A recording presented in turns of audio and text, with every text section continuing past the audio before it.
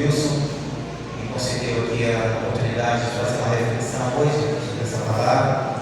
Meus irmãos, quando a gente reza, a gente fala com Deus, mas quando a gente medita a palavra, a gente escuta o que Ele tem a nos dizer.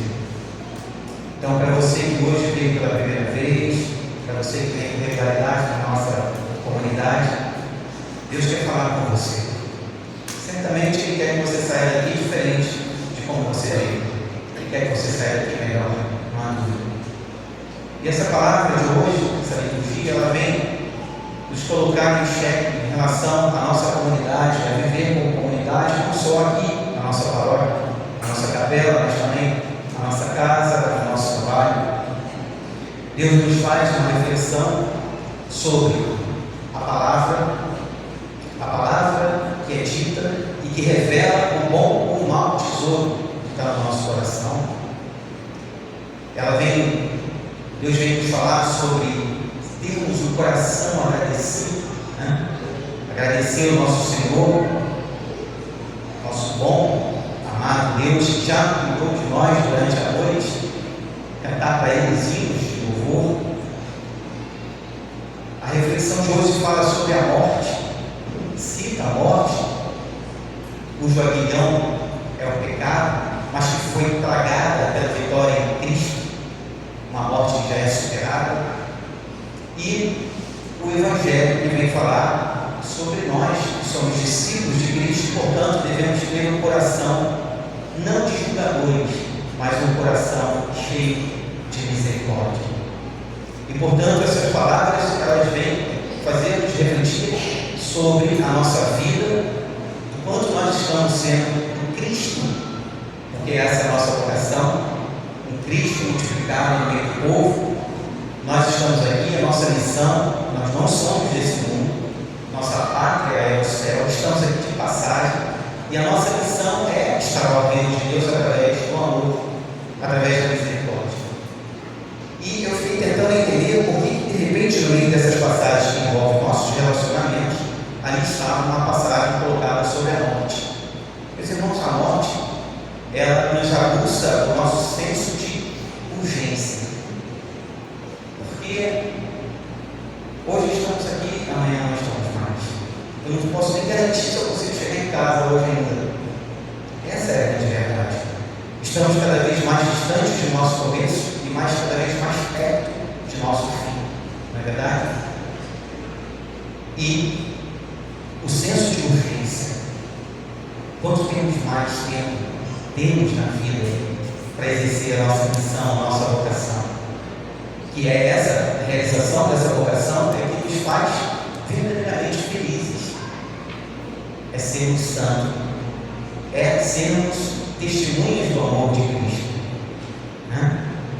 E eu vinha pensando que essa missão que a gente tem, a morte, ela nos choca, porque a sensação que a gente tem é que a gente tem pouco tempo, né? Eu não sei se vocês já repararam, gente, como nesse mundo nada é para sempre. A natureza não existe. Devemos nos alimentar todos os dias, as plantas carecem de serem regadas, senão elas morrem. Toda flor que logo nasce, ela murcha e morre. Uma criança que nasce daqui a pouco se torna adulta, envelhece e morre. Por que na nossa vida, nesse mundo, nada é para sempre? Vocês já pararam para perceber isso? Porque, meus irmãos, a morte, a vida, é uma passagem, é um aperfeiçoamento para uma vida muito melhor do que essa que nós estamos vivendo aqui.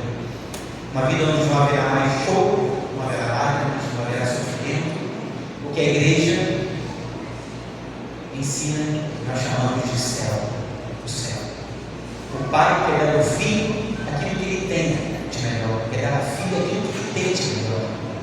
Portanto, em cada flor que murcha, em cada ser humano que falece, é como se Deus nos dissesse: meu filho, minha filha, não se apeguem a essa vida efêmera aí fora, essa alegria que passa.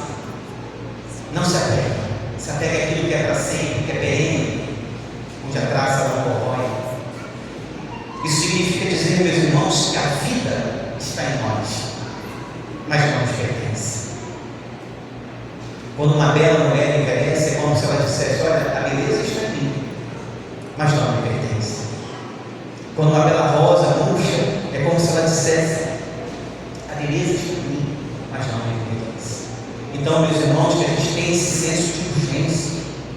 E aí, nós nos encadeamos aqui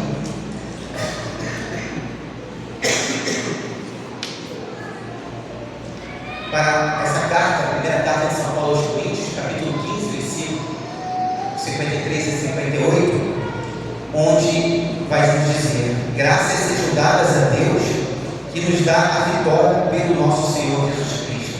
Portanto, meus irmãos e irmãs, sede firmes e inabaláveis.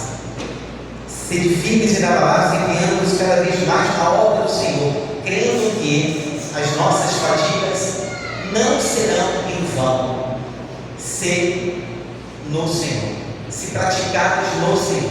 E aí vem aqui para nós que vivemos em comunidade, que vivemos na paróquia, as nossas fadigas para serem, não serão em vão, se forem praticadas no Senhor, não se forem praticadas pela vaidade, pelo orgulho. E aí a gente já está entrando no Evangelho, né? Essa mania que a gente tem de julgar o outro. Colegas nossos aqui, graças a Deus eu tenho notado, são pessoas maduras, já convivi muitos anos com pessoas que trabalham na liturgia, todo mundo se cuidando, todo mundo tendo zelo com o outro, tentando perceber se está tomando um lugar no outro. É uma luta diária, gente. Cada um de nós precisamos viver essa luta, dar esse testemunho de fato, porque se nós praticarmos a obra do Senhor pela vaidade, pelo orgulho, de nada adianta. Nós já temos a nossa recompensa aqui. E quanto ao Evangelho, o Evangelho ele vem nos falar sobre a questão de uma cegueira que é muito comum no meio de nós, pela falta do conhecimento. Oséias 4:6 vai dizer: meu povo morre por falta de conhecimento. Nossa Senhora, quando ela falou: como se fará isso do anjo Gabriel se eu não conheço o homem? Estranho Nossa Senhora falar isso. Ela conhecia José, não é verdade? A palavra conhecimento na palavra, ela significa intimidade. Quantos de nós morremos por falta de intimidade com a palavra de Deus? Vivemos uma vida de correria, gente. Não damos a devida atenção à palavra. Nos descuidamos de pequenas coisas. A fé cristã, ela está nas pequenas coisas. E a gente, por falta desse conhecimento, dessa intimidade com o nosso Senhor, a gente vai se tornando pessoas frias. Primeira chuva, primeira tempestade que bate na gente, a gente já fica nervoso, não é verdade? Então nos falta esse conhecimento, que é essa intimidade com o nosso Senhor. E a fé, que é um dom que Deus nos dá, para que nós possamos enxergar que nós não precisamos eleger ídolos no meio de nós. Eu não posso ser uma referência e vou guiar você para o céu. Essa referência Deus já disse através de Cristo. Ele é a referência, através do dom da fé. Uma vez lá no Pantanal, quando eu trabalhei lá, servi lá uns 4 anos lá no Pantanal, Dom Milton tinha acabado de se tornar um padre, bispo, e ele ia à missa, ele era padre, né? Ele ia para a Amazônia celebrar a missa na Amazônia. E naquela ocasião, isso na década de 90, 1997, só ia padre na Amazônia para celebrar a missa uma vez no ano. E quando ele chegou lá, aquele lugarejo estava lotado de gente católica, gente humilde, né? Daquela região. E ele ficou impressionado, porque para ele as pessoas até perderam a fé católica. Ele só ia padre uma vez no ano, devido à precariedade que tinha. E ele perguntou: o que é ter fé para vocês? E aí diz ele que um caipirazinho, um senhorzinho que estava abaixo do voltar, seu vigário, eu sei que é. E ele falou: por favor, tragam ele aqui, dê o microfone e diga para ele, para dizer para nós o que é ter fé. E aí aquele senhorzinho falou para ele: ter fé é pedir os olhos emprestados a Jesus e ver todas as coisas com os olhos dele. Então Milton falou que ele nunca teve um conceito de fé tão bonito e tão profundo teologicamente do que aquele Senhor tinha dito. Então, meus irmãos, não devemos mais ser cegos, porque nós precisamos pedir esses olhos emprestados a Cristo, mas não só pedir os olhos emprestados, pedir o coração, os lábios, os braços, as nossas pernas, os nossos conselhos. Meus irmãos, São João Bosco, ele dizia assim: ser cristão não consiste em não cometer erros, porque nós julgamos muito, né? Essa palavra do Evangelho ela vem falar sobre essa coisa de julgar, a gente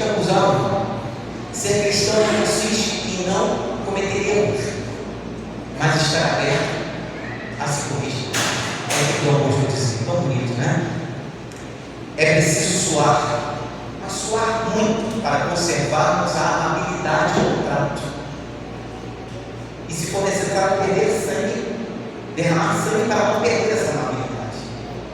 Estou falando para mim, tá? Porque eu sei que às vezes eu tenho gente grande e eu perco essa amabilidade na minha família. Um outro conselho de Dom Bosco: os 3 inimigos do homem, a morte que nos surpreende, o tempo que foge de nós e o demônio que nos arma laços. E por último, gente, uma reflexão de Dom Bosco: não basta que a gente ame as pessoas, mas que essas pessoas sintam-se amadas. Quantas vezes, devido à minha arrogância, à minha ignorância, a minha esposa teve dúvida do meu amor por ela, devido à minha miséria, devido à minha desobediência e não cumprir as minhas orações, eu vou me afastando do sagrado. As pessoas precisam sentir-se que são amadas, meus irmãos. E aí a gente conclui nessa passagem de hoje naquilo que Deus quer nos chamar a atenção, que é quanto ao amor. E ele que foi o maior testemunho, né? Ninguém dá mão para o amor, senão aquele que dá a vida pelo outro, né? A maior crise que nós enfrentamos, meus irmãos, portanto, concluímos de sermos tão julgadores, é a crise do amor. Não é a crise de ética, política. A maior crise que nós enfrentamos no Brasil e na igreja é a crise do amor. A gente não ama como Jesus nos amou. E hoje Jesus nos pede para que a gente clame a misericórdia, para que a gente peça o dom da fé no nosso coração, para que a gente possa olhar, para que a gente não se torne mais cegos e que a gente possa consultar ao nosso Senhor o Espírito Santo, para que a gente possa ter eficiência em tudo que a gente fizer, porque a gente está fazendo pela maior causa, que é por amor a Cristo, por amor àquele que deu a vida por nós. E aí eu concluo um pensamento de alguém que fez esse poema, mas que não se identificou. E ele dizia assim: amor que amor dura a vida inteira, se não dura porque não é amor. O amor resiste às distâncias, ao silêncio das separações e até às traições. Sem perdão não há amor. Diga-me quem você mais perdoou na vida e eu saberei dizer quem você mais amou. O amor é a equação em que prevalece a multiplicação do perdão. Você percebe no momento que o outro fez tudo de errado e você olha para os olhos dela e diz: mesmo você fazendo tudo de errado, eu não seria sem você. Eu não seria nem metade do que sou se você não estivesse ao meu lado. E o poeta soube definir muito bem isso com aquela música: se eu não te amasse tanto assim, talvez eu visse sonhos dentro de mim, vivesse na escuridão. Se eu não te amasse tanto assim, talvez eu visse flores por onde eu vi dentro do meu coração. Bonito isso, meus irmãos, enxergar sonhos sozinho, eu não saberia enxergar. Enxergar porque o outro me emprestou os seus olhos e me livrou da minha cegueira. Coisas que Jesus fez o tempo todo. Jesus enxergou jardins secretos em aparentes desertos. Na aridez do coração de Madalena, o que Jesus encontra? Preciosas orquídeas. E a nossa vida, meus irmãos, nós devemos ser sempre assim, como os jardineiros. Os jardineiros amam as flores, por isso eles cuidam dos detalhes. Sabem que muitas vezes a ausência de flores não significa uma morte absoluta, mas a experiência do silêncio, que logo logo virá brotar uma flor, uma muda assim. Na nossa vida de casado, na nossa vida de cristãos, devemos ser eternos jardineiros. A vida requer cuidado, meus irmãos. Os amores também. Flores e espinhos são belezas que se dão juntas. Não queiram uma só. Elas não foram feitas para viverem sozinhas.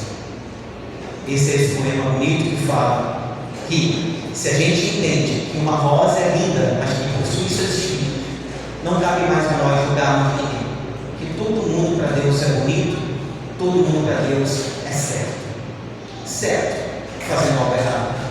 Certo por ser filho de Deus no lugar errado, mas sempre certo. Não cabe a nós julgarmos ninguém, porque existem os espinhos também. As pessoas não são perfeitas. Estamos em gestação, só mais seremos por ocasião da nossa morte. Amém? Louvado seja nosso Senhor